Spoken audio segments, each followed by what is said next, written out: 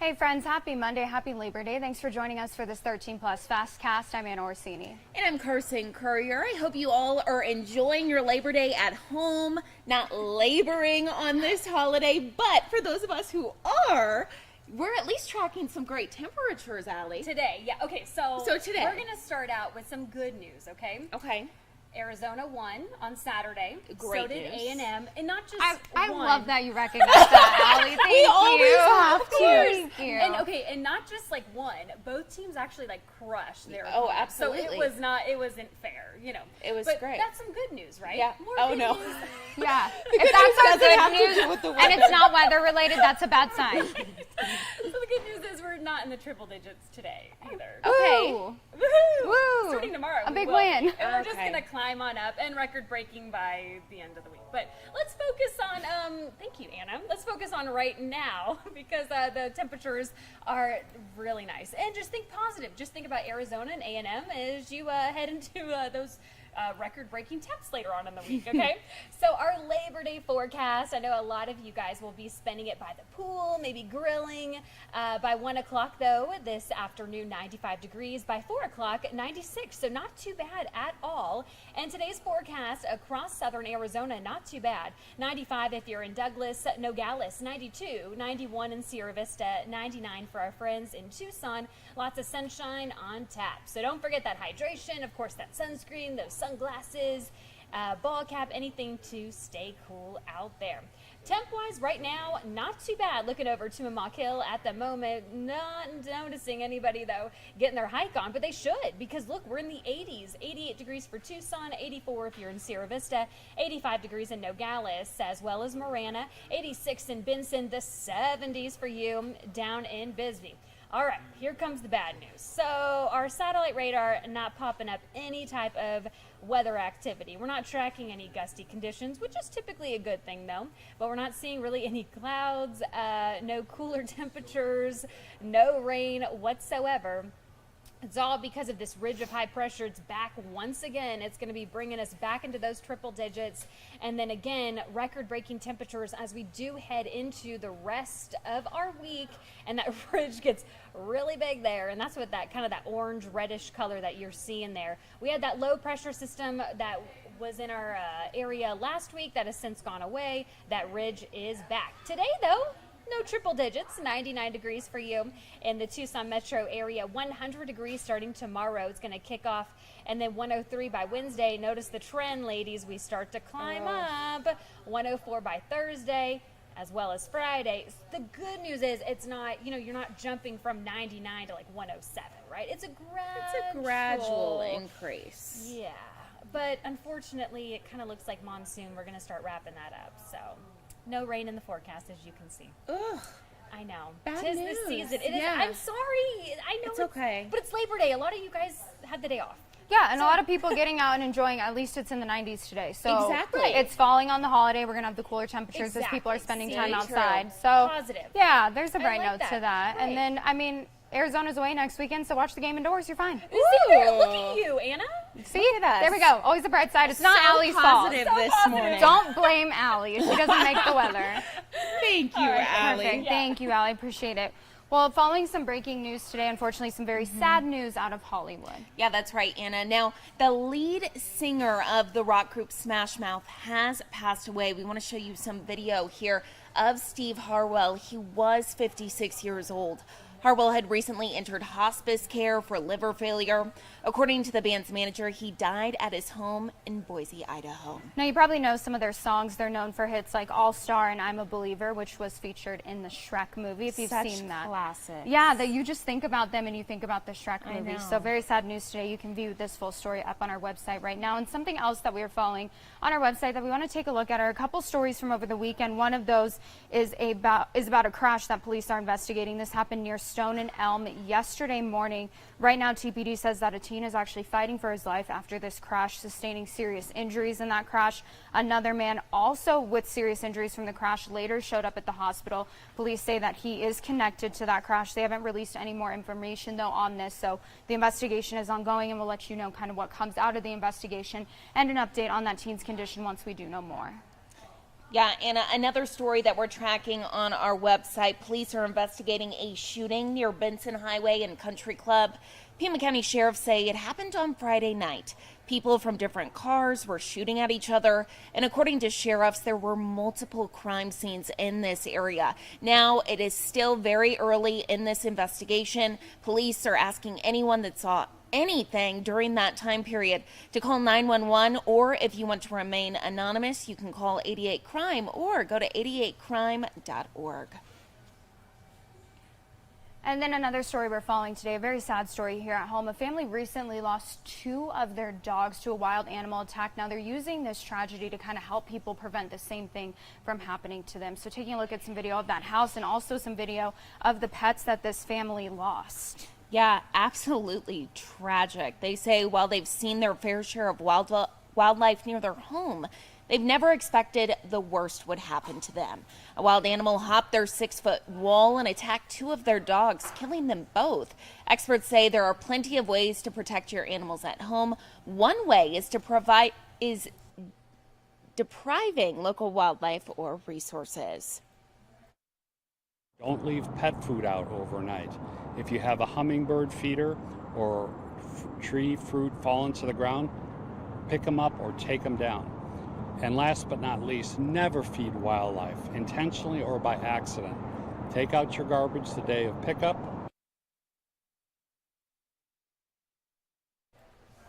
Now, Arizona Game and Fish says the most active time of the year for wildlife is usually in June before monsoon, but they want to remind people that it's important for you to stay vigilant year-round. Obviously, this happening after that June time period, so just be extra careful when it comes to your pets and their outdoor safety.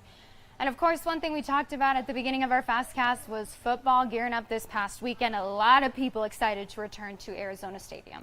And I don't know if you were there, Anna, Arizona Stadium on Saturday was just, you could feel the magic energy, in the air. I've never seen the Zona Zoo look like that before. It was absolutely packed. Now, it is the first game. Yeah. We'll see if that continues. Fingers crossed that it does. But it was extra special for one fan that a lot of people know as the Wildcat Fireman. Now, our very own Catherine Patterson has more about that story. To Mario Nava, it's more than just a sport. This is Tucson, the University of Arizona. This is Tucson. This is what makes the community, and this is what brings everybody together. In his traditional firefighter's helmet, he's graced Arizona's stadium for decades. My first game was in 1983, but my dad was in the military, so we left, but we came back. We were here in the 90s and been coming since. And his excitement for the U of A extends far beyond the ones closest to him. They come up to him, they'll ask him questions, they'll talk to him, and he'll gladly talk to anyone. That's just who my dad is. He'll say hi to everyone. Mario Nava was diagnosed with cancer in 2011, but his battle with the disease over the last few months threw a wrench in his anticipated appearance at Arizona Stadium. Like today was just like a worry to see what would have happened, because it would have just been me, you know. But because of his pride for the Wildcats, he says as of now, if there's a game on the calendar, he'll be there. It's a lifestyle, it's a tradition, it's what we look forward to every start of football season, and that's why I'm here, because it's as I tell my family, this is good medicine.